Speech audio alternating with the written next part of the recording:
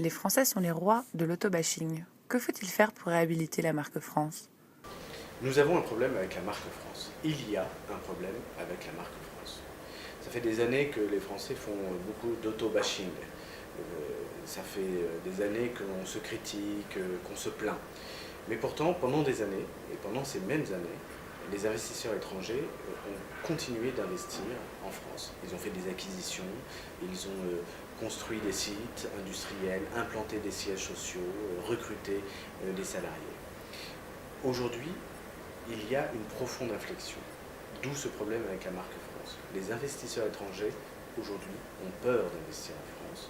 Ils refusent de regarder des dossiers, ils annulent des études et des investissements qui étaient en cours d'être faits. Et c'est vrai de la part des Américains, c'est vrai de la part de certains pays européens, c'est vrai également de la part des Chinois, dont plusieurs grandes entreprises ont annulé un certain nombre d'investissements qu'ils s'apprêtaient à faire en France. Cela pose un problème pour l'économie, cela pose un problème pour le gouvernement.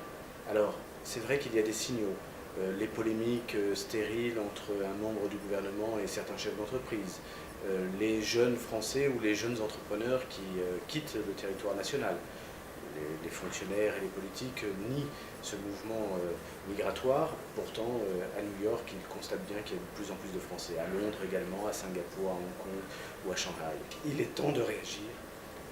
L'abîme de la marque France, les dommages que cela fait, vont devoir être réparés et cela prendra des années en termes de communication. Il va falloir, pour corriger ça, non seulement faire de la communication comme on en fait habituellement pour inciter les investisseurs, mais il va falloir tout l'engagement des dirigeants politiques, du président de la République, du Premier ministre, à titre personnel, pour envoyer des signaux différents.